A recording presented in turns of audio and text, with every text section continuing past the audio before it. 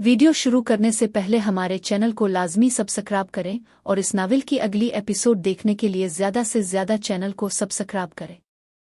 इसको राज़ी करना होगा, इसको पूरा एतमाद में लेकर मेरा लिए तैयार करना होगा, जिससे मैं ख़त को पसंद करवा सकूं।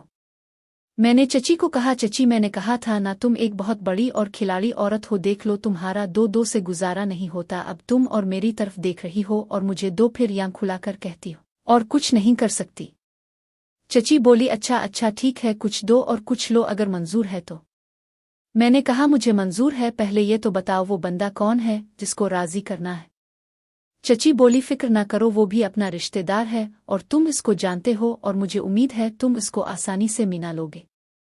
मैंने कहा चलो ठीक है, मुझे मंजूर है, लेकिन पहले मेरा काम करवाओ, आज ही से साइमा आंटी के प्लान बे काम शुरू करो। चची बोली, हौसला रखो, इतनी जल्दी भी किया है, गर्म गर्म खाने से मुंह जल जाता है। मैंने कहा चची मुझे पता है, लेकिन मेरा पास अब वक़्त बहुत कम है, मुझे यहाँ आए हुए तकरीबन 20 दिन हो गए हैं और कुछ दिन और बाद मुझे अबू की कॉल आ जाएगी कि वापस आओ और आकर अगली पढ़ाई की भागदौड़ शुरू करो, और ये ना हो कि आपका काम भी दरमियान में रह जाए और मेरे भी। और मैंने दिल में सोचा चची तुम्हारी भी लेकर जाऊंगा, वो प्रोग्राम तो बड़ा ही ज़बरदस्त मैंने सोच रखा है। चची बोली, अच्छा ठीक है, अभी मेरे मोबाइल में बैलेंस भी नहीं है, पैकेज भी नहीं लग सकता, कल दिन ने इसको कॉल करूंगी और प्लान बना लूंगी।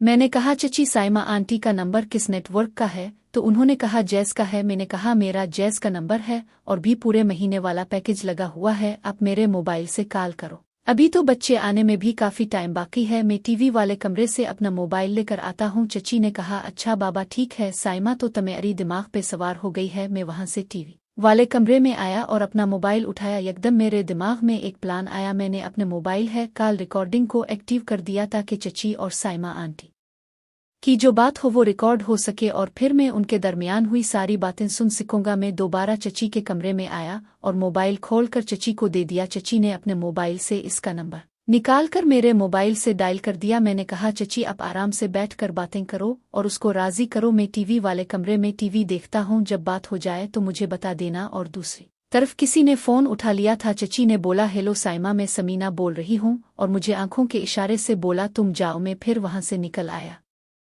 और टीवी पे कर बैठ गया। कोई 1:15 बजे के करीब चची टीवी वाले कमरे में आई और आकर मुझे मेरे मोबाइल दिया और मैंने सवालिया नज़रों से चची की तरफ देखा तो चची ने कहा, मैंने इससे बात की है, वो अभी पूरी तरह राजी नहीं हुई है, इसको तुम्हारी तरफ से काफ़ी डर है। इसने कहा, मैं सोच कर जवाब दूंगी, लिहाजा तुम भी अभी इंतज़ार करो, मैं कल दिन में फिर इससे बात करूंगी। और चची मोबाइल देकर किचन में चली गई। मैंने सोचा चची ने तकरीबन आधा घंटा बात की है और इसमें दो बातें तो नहीं हुई होंगी, इसलिए मैंने सोचा मैं रिकॉर्डिंग सुनकर सारी बात पता लगा लूंगा उन दोनों के दरमियान क्या बात हुई है।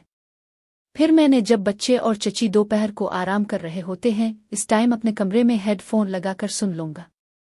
फिर थोड़ी देर बाद बच्चे भी आ गए। जब बच्चे और चची दोपहर को आराम कर रहे होते हैं, इस टाइम अपने कमरे में हेडफोन लगाकर सुन लूंगा। फिर थोड़ी देर बाद बच्चे भी आ गए और सब ने मिलकर खाना खाया और मैं उठकर अपने कमरे में आ गया और बच्चे और चची अपने कमरे में चले गए। मैंने मोबाइल में हेडफोन लगाकर रिकॉर्डिंग को सुनने लगा। साइमा आंटी ने पूछा, ये नंबर किसका है? तो चची ने बताया ये काशी का नंबर है। तो साइमा आंटी ने कहा, और सुनाओ, खैरियत से फ़ोन किया है? चची ने कहा, हाँ खैरियत से ही किया है, तुम सुनाओ क्या कर रही थी? आंटी ने कहा, कुछ नहीं, आज सारे कपड़े धोए हैं, थक गई थी, अपने कमरे में बैठी आराम कर रही थी। चची ने कहा, और सुनाओ? नहीं भाई ने इसके बाद तो घर में आगे पीछे तंग तो नहीं किया? आंटी ने कहा, नहीं अब घर में तंग नहीं करते हैं, अब थोड़ा सुकून है, लेकिन जिस दिन मैं तुम्हारी घर से वापस आई थी तो इस दिन शाम को मैं किचन में अकेली थी तो वहां आ गए और आकर कहा, साइमा आज रात को मुलाकात करो, 5 दिन हो गए हैं, तुमने दोबारा नहीं, आज बड़ा दिल कर रहा है। तो मैंने कहा, नईम भाई आज नहीं, कल रात को मेरे कमरे में आ जाना, मैं कर दूंगी। बस फिर वो चले गए और आज रात को वो मेरे कमरे में आएंगे। चची ने मजाक में कहा, अच्छा तो आज मेरी बन्नू रानी के साथ मुलाकात करोगी? आंटी ने कहा, हाँ, और क्या करूँ, मरूना तो और क्या करूँ, मेरे नसीब में सिर्फ मुन में ही लिखा है और आज तक अपनी सहेली का सोचा तक नहीं है। चची ने कहा, नाराज क्यों होती है, तेरा भी कुछ ना कुछ हो जाएगा। चची ने कहा, एक बात बता, नईम भाई से तुम करवा नहीं सकती, वो तो बहुत बड़ा रिस्क है, और घर के बाहर किसी के साथ तुम चल नहीं सकती, वो बदनाम भी कर सकता है, फिर घूम फिर के जो भी बंदा गा वो अपना ही घर का रिश्तेदार ही होगा। आंटी ने कहा, समीना जो भी हो पक्का बंदा हो, राजदार बंदा हो जो प्यार दे भी और ले भी और बदनाम भी ना करे।